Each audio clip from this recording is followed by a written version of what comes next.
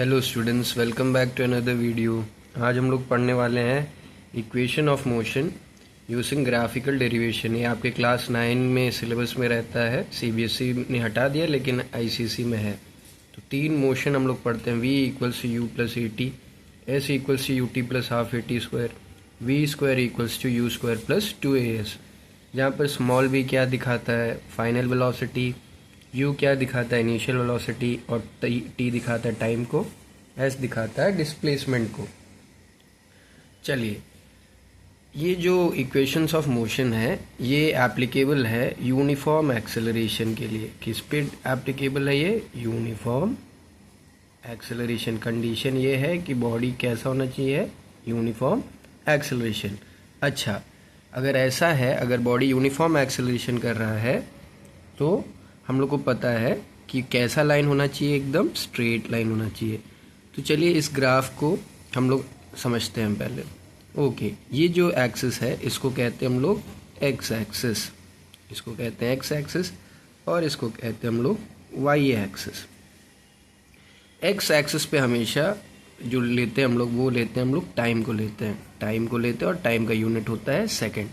और यहाँ पर जो हम लोग को अगर एक्सेलरेशन निकालना है तो एक्सेलरेशन का फॉर्मूला क्या है? Velocity upon time.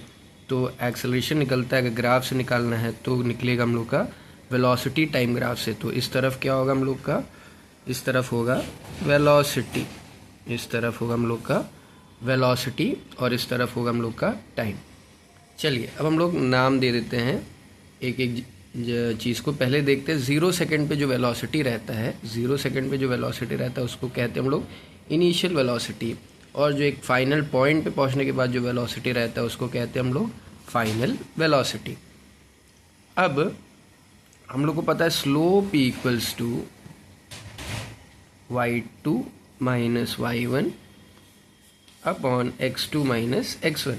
मतलब ये दोनों के डिफरेंस से क्या निकलता है हम लोग का स्लोप। तो इसको हम लोग ऐसे भी लिख सकते हैं, del y upon del x. ये जो दिखाता है ये दिखाता है चेंज को दिखाता है।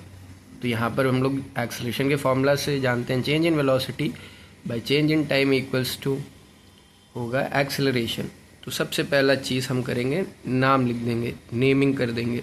तो इसको मैं मान लेता हूँ ओ, यहाँ इसको मान लेता हूँ ए, इसको मान लेता हूँ बी, सी, डी और ई। और जो स्लोप रहता है, स्लोप क्या होता है? ये ट्रायंगल जो बना हुआ है, ये ट्रायंगल जो रहता है वो क्या रहता है हम लोग का? स्लोप। यही हम लोग का क्या देगा? एक्सेलरेशन देगा। तो from triangle A C D, from triangle A C D, slope equals to del y upon del x.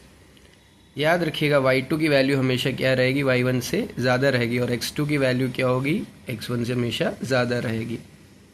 जो ई पॉइंट पे जो टाइम है उसको मैं मान लेता हूँ t, और 0 सेकंड पे जो टाइम है उसको मान लेता हूँ मैं 0। तो डेल x क्या हो जाएगा?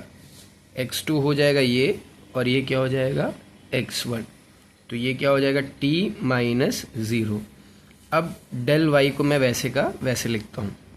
अब डेल वाई कैलकुलेट करने के लिए थोड़ा सा हम लोग को दिमाग लगाना पड़ेगा। डेल वाई क्या हो जाएगा? आइए देखते हैं। डेल वाई भी क्या होगा? चेंज होगा, ठीक है।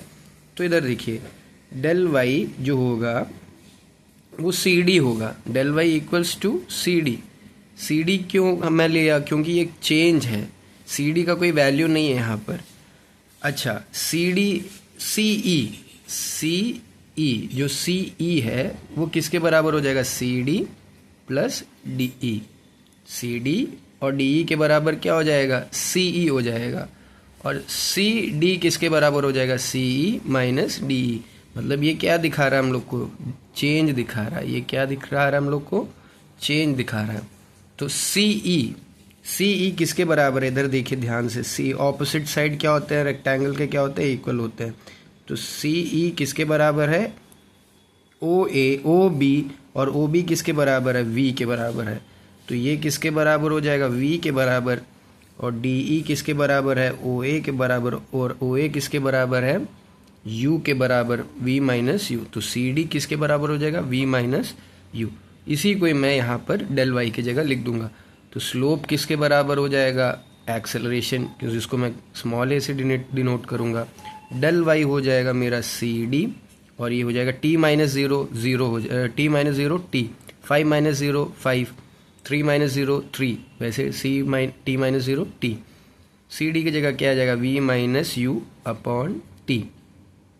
अब ये क्या हो जाएगा, a equals to v minus u upon t, a t equals to v minus u, और v इक्वल्स टू, क्योंकि ये माइनस में है उधर आके क्या हो जाएगा, ए टी प्लस यू, या फिर इसको हम लोग ऐसे भी लिख सकते हैं, v equals to u plus a t. तो इस प्रकार हम लोग का इक्वेशन 1 सॉल्व हुआ।